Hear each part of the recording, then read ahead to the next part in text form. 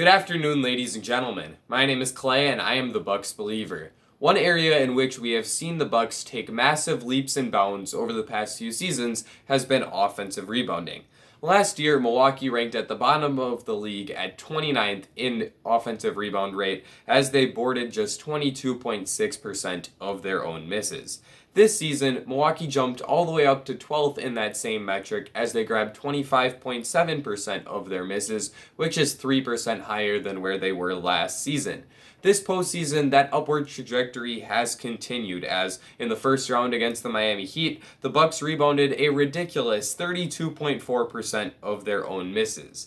It is becoming increasingly likely that the Bucks will play the Brooklyn Nets, who hold a 3-1 lead over the Boston Celtics in their first round series, in the second round. That would appear to be a great matchup for the Bucks on the offensive rebounding front, as Brooklyn ranks dead last in the league this postseason in offensive rebound rate, as they've allowed Boston to grab an absurd 34.1% of their potential offensive rebounds.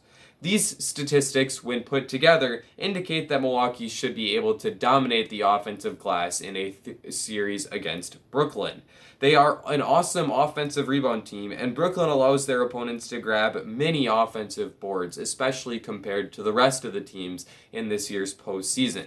Giannis Antetokounmpo, Brook Lopez, PJ Tucker, and the rest of the Bucks theoretically should be able to dominate the offensive glass against Brooklyn.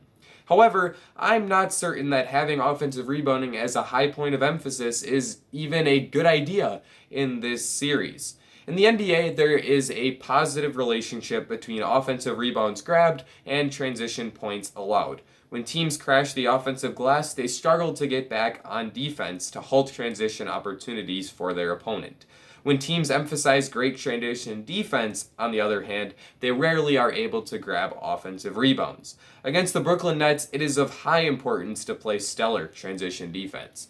This is true because the Nets are well equipped to punish poor transition defense. They have four of the best shooters on the planet in Joe Harris, Kevin Durant, Kyrie Irving, and James Harden.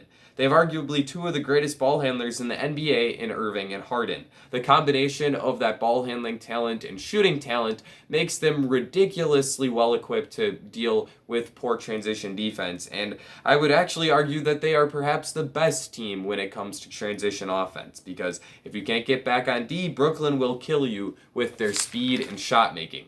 Even if you do prevent Brooklyn from scoring immediately in transition, they can still absolutely use that transition offense to their advantage.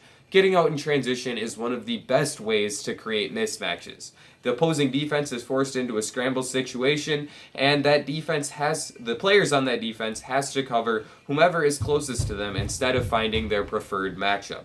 The Nets are one of the best equipped teams in the entire league when it comes to punishing these mismatches. If Kyrie Irving or James Harden is defended by a big man, someone like Brook Lopez or Bobby Portis, they can either beat them with their pull-up jump shot or get to the basket using their quickness in their first step to get around that big guy. If Kevin Durant is defended by a smaller guard, someone like Bryn Forbes or Jeff Teague, he can shoot uncontested jumpers over those smaller guards using his high release point to his advantage. Mike Budenholzer has a giant decision ahead of him when it comes to deciding whether the Bucks should destroy Brooklyn on the offensive glass and surrender non-stop fast break opportunities, or if they should instead focus on stopping Brooklyn in transition, which would probably come at the expense of a lot of offensive rebounding opportunities. The decision Budenholzer makes on this dilemma will likely change the outlook of this series and very well may determine who ends up winning the series and advancing to the Eastern Conference Finals. If I were in Budenholzer's position, the decision I likely would make would be to have our guys crash the offensive glass at any opportunity possible. My reasoning for that is the Bucks have a lot of switchable defenders so that they can afford to have a position where they're not necessarily guarding the guy that they would most prefer to. If instead of having Giannis Antetokounmpo guarding Kevin Durant and he's instead guarding James Harden, I think the Bucks will be fine. The same can be said with Jrue Holiday guarding Durant instead of Harden, or Pat Connaughton guarding Irving instead of Harden. The Bucks have versatile defenders, and that extends all the way into their bench with PJ Tucker.